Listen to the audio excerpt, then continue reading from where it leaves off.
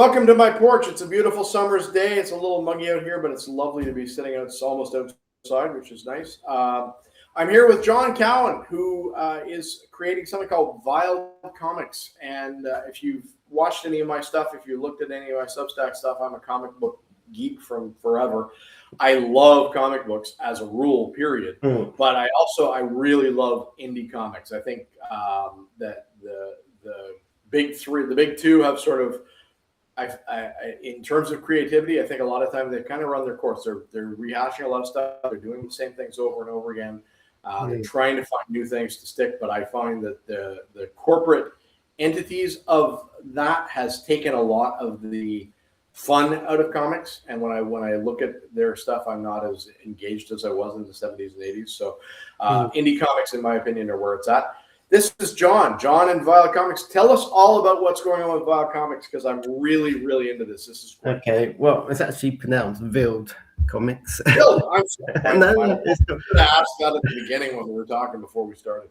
No, it's fine. A lot of people say that, and then I have to. It's an in. You got to correct. So Vild Comics is basically me, and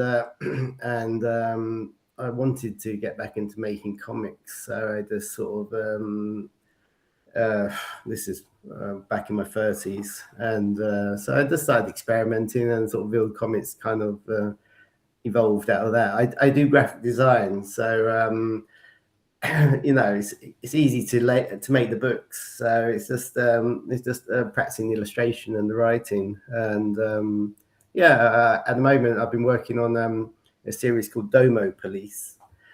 Okay. And Domo stands for Demons, Occult, Magical Organizations Police. And we follow a witch cop called Morgan March. And she's the only witch cop in the city. And it's actually a city called The City because they couldn't think of a name for the town.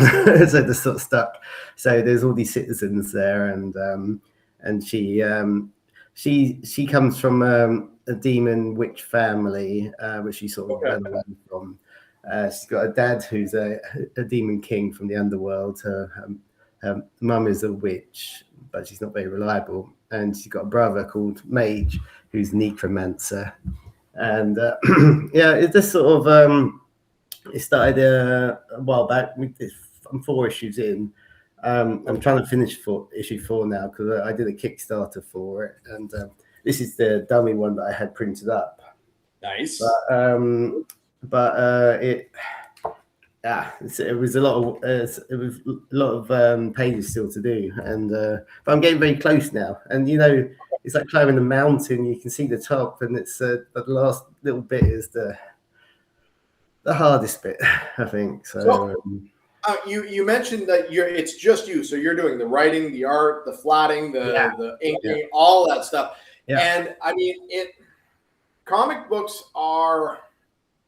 I was working with James Luo on Substack here. We were originally conceived the comic book. He's a very busy guy. It turned into more of sort of an illustrated story. Now he's just doing covers, and we've broken the story. I've broken the story into a few parts, and he's going to do the covers for them.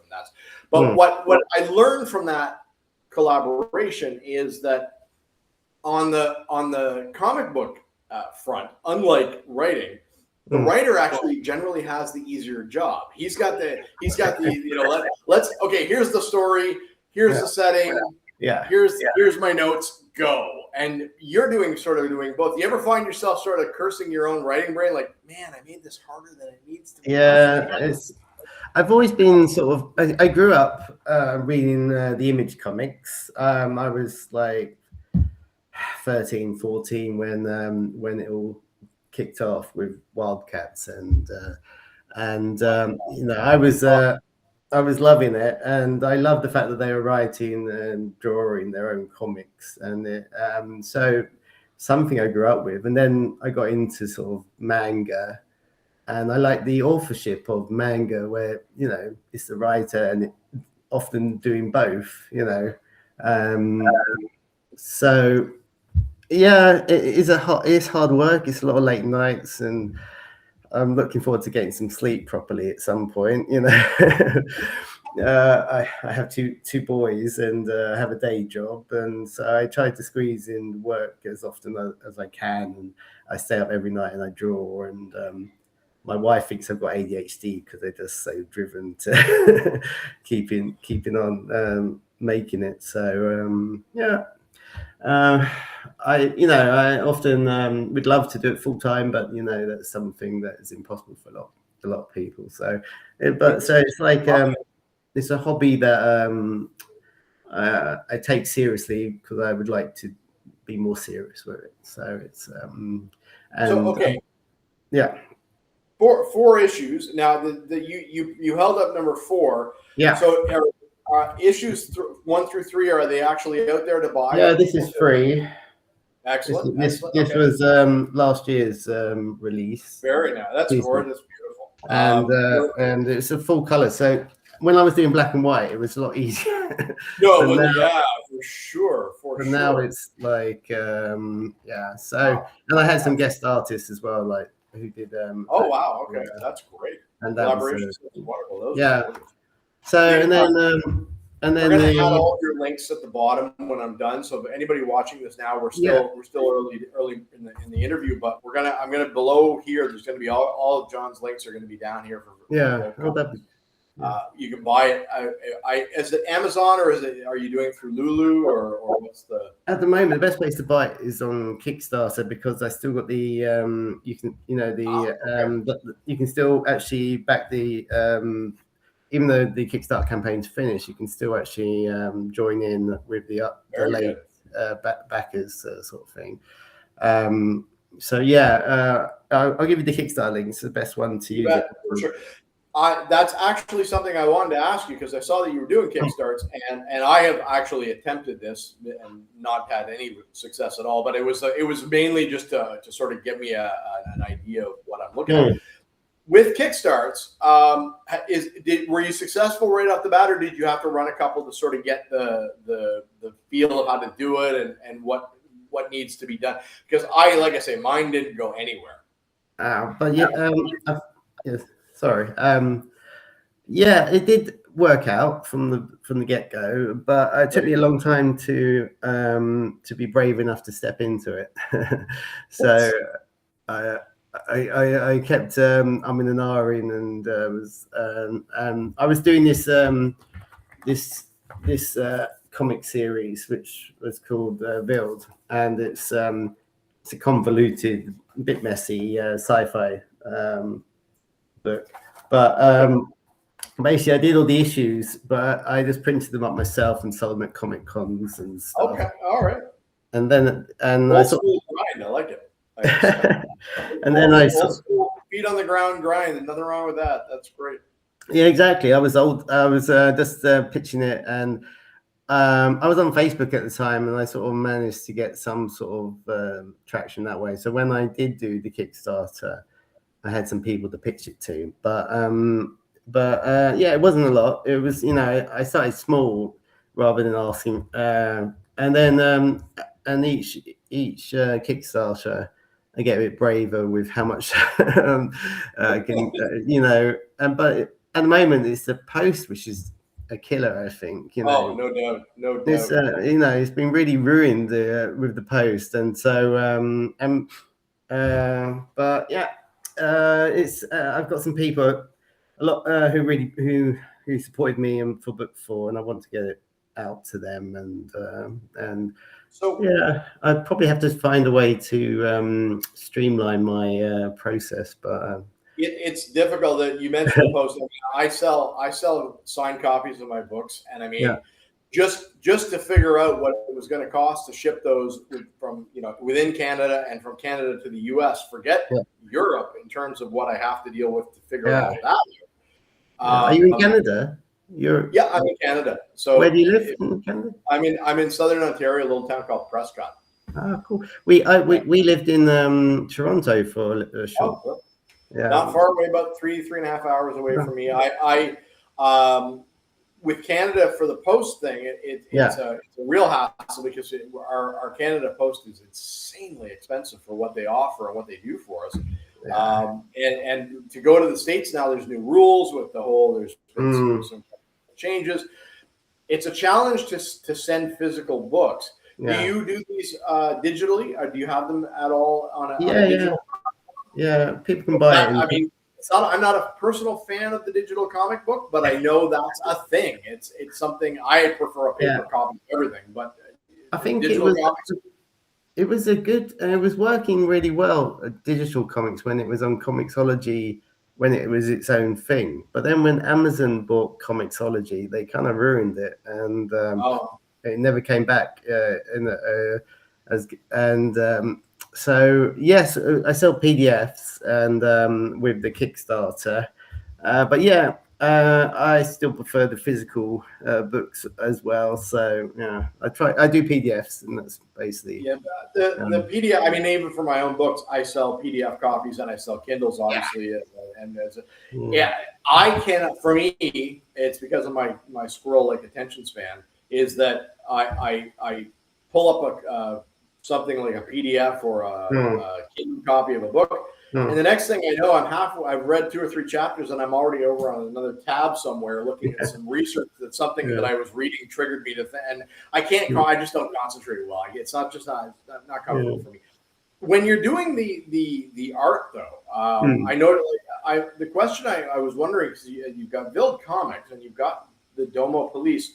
And you held up an actual series called Vild. Is everything connected, or are they just sort of independently series? How does all that work? Because I'm always fascinated by that. That's my thing. So yeah, I've always I grew up obviously with comics, and I loved the DC universe and the Marvel universe and the Image comic universe, and I've always wanted to have continuity and to have characters crossing over, and there is I call it the Morgan March universe or Domo Police universe, and this is the first 2 books. That was book 1, and but it featured a character that wasn't mine, Penguina, who was from Antarctic Press.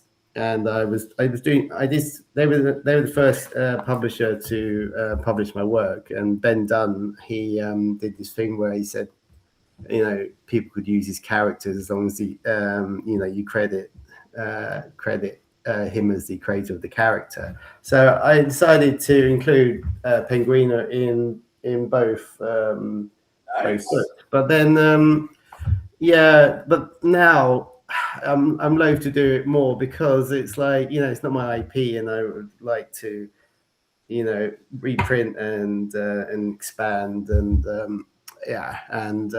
want to work on stuff that's mine. I think unless I'm getting paid loads, or if I'm working for a big publisher, I'd rather build my own universe, my own characters. So so then I invented this new character called Stella J, and she's like a typical rich vigilante masked hero, and she nice. I based her outfit a lot on you remember Science Ninja Gatchaman? Was it G-Force? I love G-Force. Exactly. That's one of the few anime type things I'm actually a big fan of. I find most anime. I've tried to watch a lot of it, and I find the dialogue and the approach just as off-putting to me personally. But I grew up with G-Force. Exactly, everyone did. Yeah, Battle of the Planets every afternoon after school, where it was the Americanized version of where they recut it and had and in the little R2D2 type narrate. Yeah. And I grew up with that, not knowing it was anything other than regular animation. I didn't understand the difference between anime and Western animation. So when it came, I got a little older and I learned the difference, and I discovered I now own copies of both. I now own a full, Battle of the Planets, and I now own a full Gotcha. Gatchaman's got some serious bite to it. It's got some there's some edge to that. Yeah. But so if you've got some based on Gatchaman, I'm in. I'm all over that. Yeah, those are great costumes. Those are amazing costumes. Exactly. I'd love to work on that IP if I ever had the chance. But anyway, so I decided that if I'm not going to do Penguino anymore in my book, I'm going to have a character that I enjoy drawing, I wanted to do Battle of the Planets characters. Nice.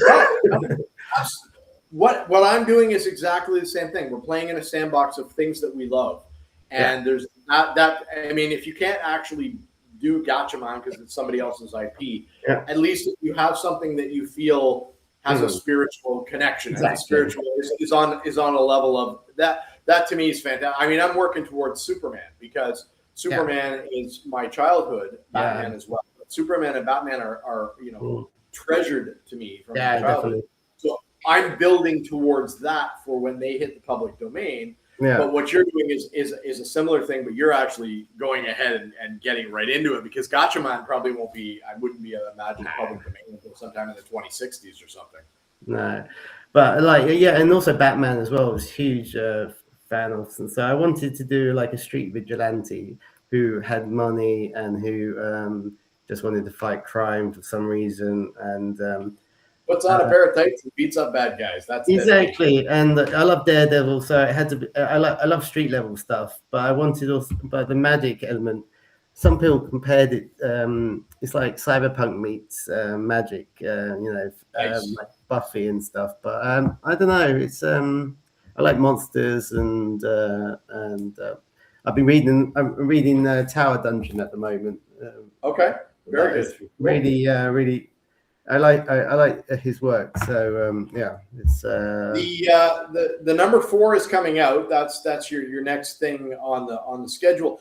Is the plan to continue Domo Police, or are you thinking about other part of maybe breaking that rich vigilante character out into her own series, or maybe coming at it from a different space? We mentioned the interconnectedness. I'm always curious about this. I'm always curious about it. Are you making it bigger? I want to know if you're making it bigger. Yeah, no, I want to keep going. I'm going to do number 5, and then see. Play it by ear, and then maybe do a collected edition with all the first 5 issues in one, and with some extra footage. I don't know, and then maybe restart volume 2, and I don't know, not sure. I want to keep going, and I want to keep the characters. I want to build, and I want to, get a publishing deal with somewhere. But I'm quite happy to keep going with Kickstarter. I like Kickstarter. I've got the hang of it now. I think you have to sort of judge how much you think you can get away with and how much it's going to cost to send it. You don't want to get out of pocket, but it's also a good way to make a following. Like the people I had from Kickstarter came over to Substack as well. So that's wonderful. Yeah, I'm gonna put a challenge out to you. We talked earlier before we started the recording. We talked about doing a live. I think what we do with that, I've already sort of found the way to do it. I think what we should do is focus on that Kickstarter side. I think we should think about doing a live where maybe if we can find another creator here on Substack who is also doing Kickstarters as part of their regime and how they build their projects. I have, as I say, I failed miserably in my first Kickstarter, which is fine. I overshot. A learning curve. But it's a great tool.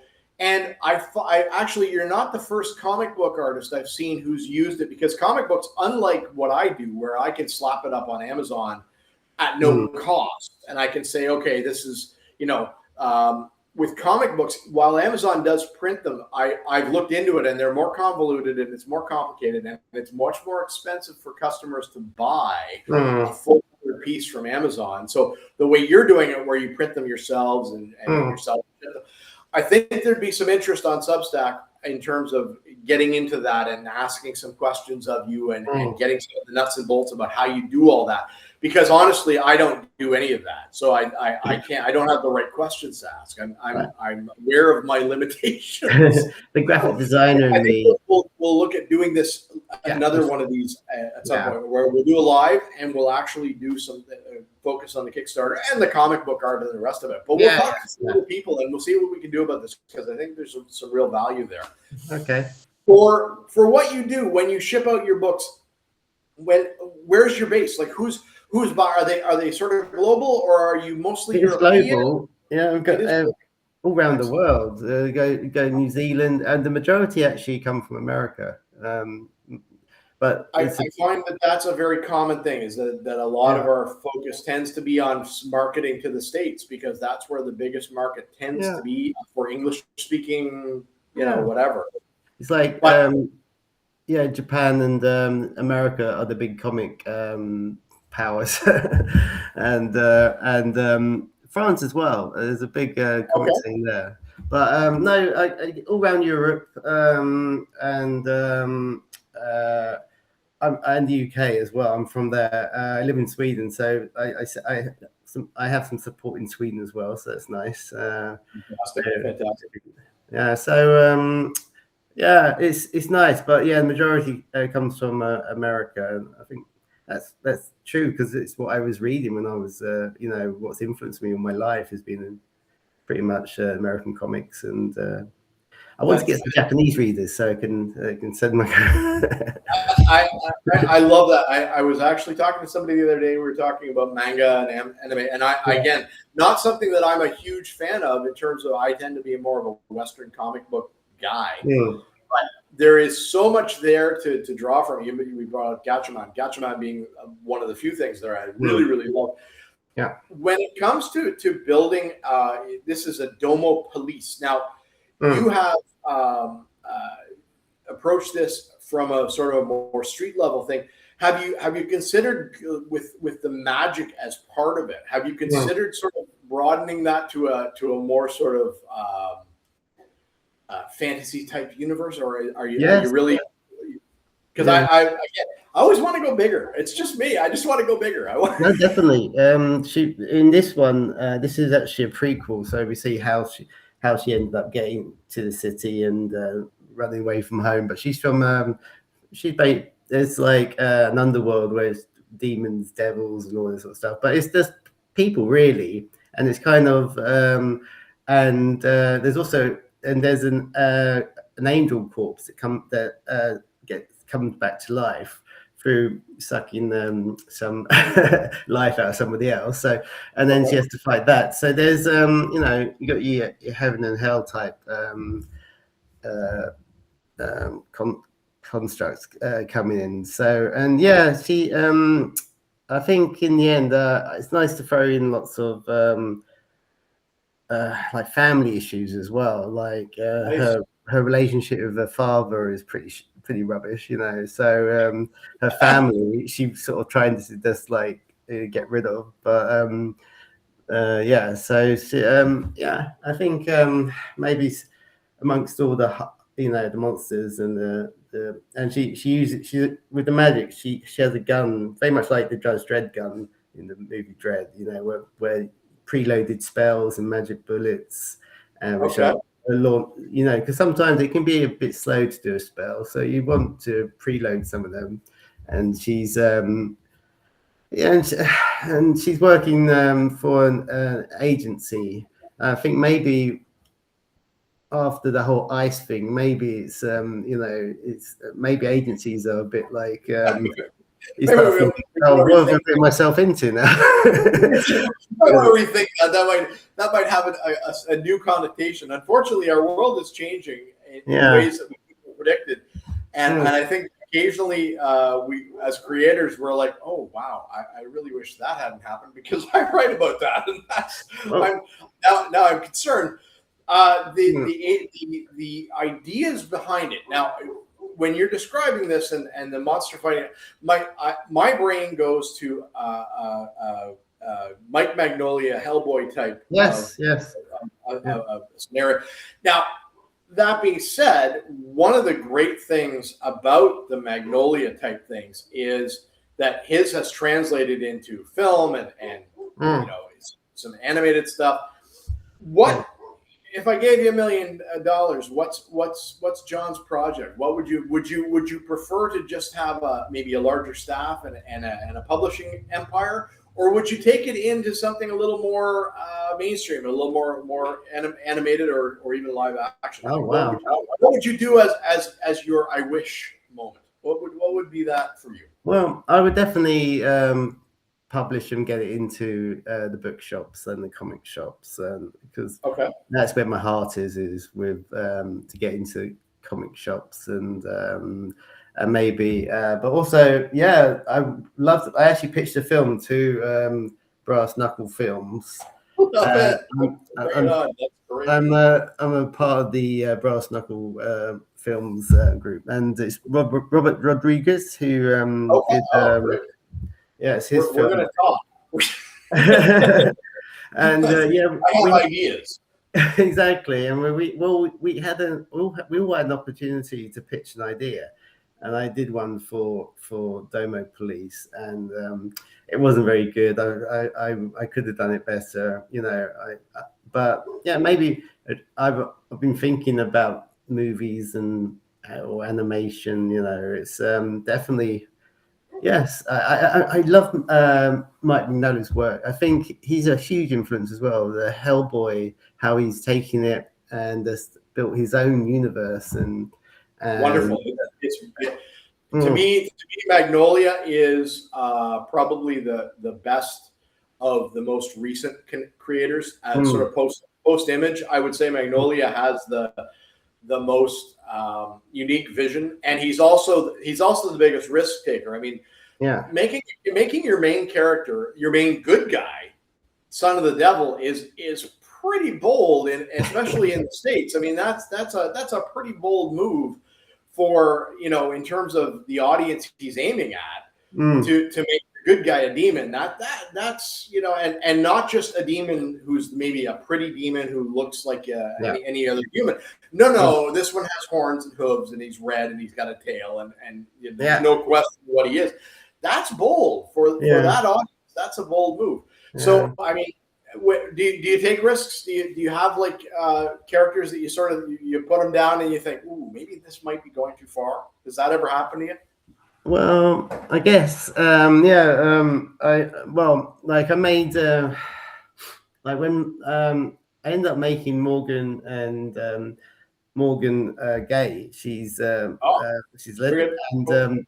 and at the time I thought, it just made sense. I felt it sort of fitted the character, and I thought shouldn't be a problem, should it? But then I was thinking, I thought maybe it might be from someone, but then maybe I don't need them as readers, So my take on all of that has been, in my universe, I take familiar characters. People, comic book characters and pulp characters that people know or people may know. And I twist them. I have my Captain Midnight is a woman. She's a lesbian, and she masqueraded as a man through World War II so she could fly bombers. I took the Spider into a woman. I have trans characters. I don't do this because I'm particularly into an agenda of any kind. I just look around. This is the world I live in. I mean, the world I live in is full of different kinds of people of color, women, all sorts of things. And when I look at my stable of characters that I want to work with, they were all created in the 30s, 40s, and 50s, and they were all men. They're all straight white men. And eventually I just ran out of ways to describe that. I can only, so many rough cuts and some blondes and brunettes and whatever. So for me, I'm broadening the strokes because that's the world I live in. It makes interesting stories as well, doesn't it? Absolutely. If you have interesting characters, and if everyone's boring and ultra traditional, then I don't know, maybe that could make some interesting characters. But the argument that it could be an interesting way to go would be to go the exact opposite way and make a whole universe that is just straight white people, and see where that goes as a storyline. Handmaid's Tale or something. There's not. I'm sure somebody out there is doing it. I can't do it because I don't live in that world. It doesn't interest me. But so no pushback on your gay characters. No. That's good. And I don't know, I decided to make the angel the bad guy in my comic rather than being a good. And that's really and basically the angel is a bit more like a vampire than they don't care about people. They sucking the soul out of you and I love it. So subvert expectations, man. I'm all over subverting expectations. That's but it's just trying to get the last pages done before I don't want to leave people hanging too long after they back the book. So, but what's the schedule? What's the anticipated release date for number 4? well, I want to get it. I want to get it finished by July. Okay. So I want to sort of. We're in middle of June, aren't we? Yeah. Yes. So July. Distressingly, fast. It's like, oh my goodness. Yeah, I think at the end of June, beginning of July, I think I want to have it all sent off to the printer. So very good. So people would probably be picking up their copies for the early fall, by the sounds of it. Well, if it goes to the printer, then hopefully around the summer or they got to get it before September. But I think it'll July, August. Oh, it's September. it goes so fast. I mean, like, I aim for a book a month, and sort of a really pulp schedule. I'm sort of I slam out the draft, and away we go.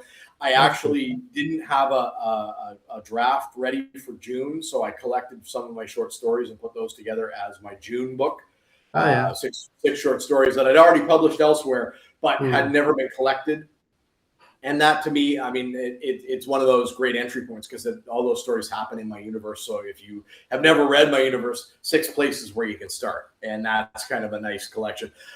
With you mentioned a collection, would you go with 4 to a collection, or would you wait till you had more than that? I noticed they're in that sort of, probably, I'm guessing something like 70, 80 pages. About. Not the biggest, 40, I think 50 for that. Okay, one. 40. But I want to do it on the 5th issue, I think. So I think I'm thinking, and then start the second volume after that, and nice. sort of I like it. volume, because that's about a 200-page book, and that's a nice chunky thing to put on your shelf. Yeah, exactly. Yeah. And, I think that way all the time in terms of, like, I have a plan for omnibuses of my own, and my books are each about 100, 120 pages. Yeah. Well, 3 of those gives you a nice chunky, novel type, thick book to put on the shelf. So that's sort of my plan. So I'm with you there. Yeah, I think that's the plan.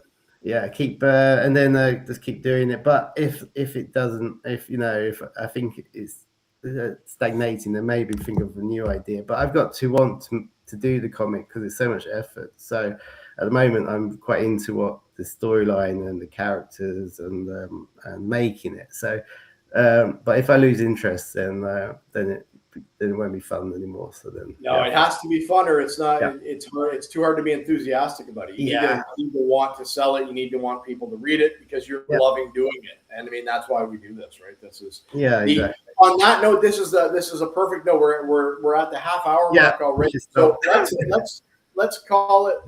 What I'm going to do is I'm going to give you the last couple of minutes.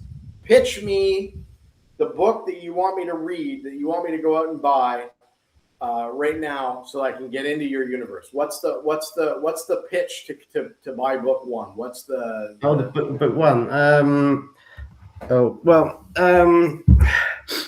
I'm really terrible at selling my books. That is such a great up for that. But if you want somebody who is relatable, who has trouble with her family, but she's still trying to hold down a job and fight monsters and demons and zombies and whatnot, and that's a day job. She has a cat that can talk and changes into a panther every now and then, and you just weird stories where but a bit like Hellboy meets Dread via I don't know, Buffy. I don't know, but Hellboy meets Dread via Buffy. I'm in. Yeah. That's your hook right there, because that hits me in 3 places that I love. So that's fantastic. That's wonderful. Yeah. Just you have a different spin on the monster hunting thing with the family issues and the talking cat. So you've even got a little Scooby-Doo in there. I mean, there's even Yeah, and actually, I always liked Scooby Doo as well. That was the cartoon. Scooby's the best. Scooby's the best.